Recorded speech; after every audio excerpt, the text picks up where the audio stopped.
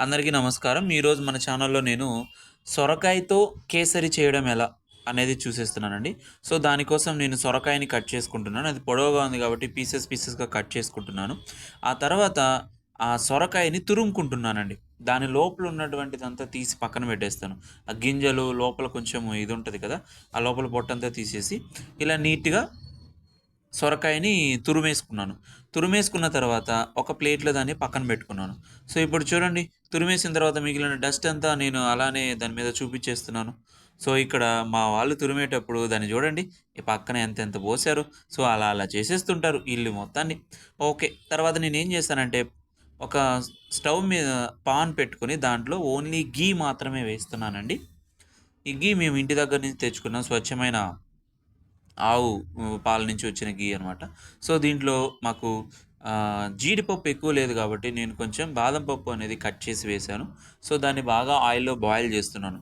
నాకు కొంచెం మాత్రమే జీడిపప్పు ఉంది కాబట్టి జీడిపప్పు రిమైనింగ్ పప్పులన్నీ కలిపి నేను కొంచెం వేస్తున్నాను. కిస్మిస్‌లన్నీ కొన్ని వేస్తున్నాను. ఇవన్నీ బాగా ఆయిల్‌లో బాయిల్ చేస్తాను. ఇది జాగ్రత్తగా బాయిల్ చేయాలండోయ్! మాడకుండా చూసుకోవాలి. ఎందుకంటే మాడిందనుకో స్మెల్ మారిపోద్ది. అవి అంతా ఒక బౌల్‌లో పక్కన తీసేసుకున్నాను. ఇప్పుడు ఏదైతే తురుముకున్నానో, ఆ తురుముకున్న సొరకాయ మొత్తాన్ని సో, ఇదే నా ఘీ ఏదైతే ఉందో దాంట్లో వేసి బాగా బాయిల్ చేస్తాను. మీకు ఘీ సరిపోలేదు అనిపించింది నాకు. నేను మరి కొంచెం యాడ్ చేసుకున్నాను. సో, మీకు సరిపోతుంది అనుకుంటే మీరు యాడ్ చేసుకోకండి. నాకు ఘీ అంటే కొంచెం ఎక్కువ ఇష్టం కాబట్టి నేను కొంచెం ఎక్స్‌ట్రానే వేసుకుంటున్నా. No problem. దాంట్లో టేస్ట్‌లో మార్పేం రాదు. కొంచెం బాగా బాయిల్ ఆ తర్వాత దీంట్లోకి ఒక 2 కప్పుల పాలని తీసుకొని ఇందులో వేసుకున్నాను. ఏంటి ఈ ఘీలో ఏదైతే మనం సొరకాయని బాగా వేయించామో దాంట్లోనే 2 కప్పుల పాలని వేసి దీన్ని బాగా ఉడికిస్తామబ్బా! సో, చూస్తున్నావుగా కింద మనము అంతా ఆ పాలల్లో కలిసేటట్లుగా ఒక గరిటె సహాయంతో తీసుకొని నేను బాగా ఇటు అటు కదుపుతున్నాను. ఆ తర్వాత ఏం చేశాను ఇది బాగా ఒక 5 మినిట్స్ బాయిల్ అయిన తర్వాత దాంట్లో షుగర్ అనేది యాడ్ చేస్తాను.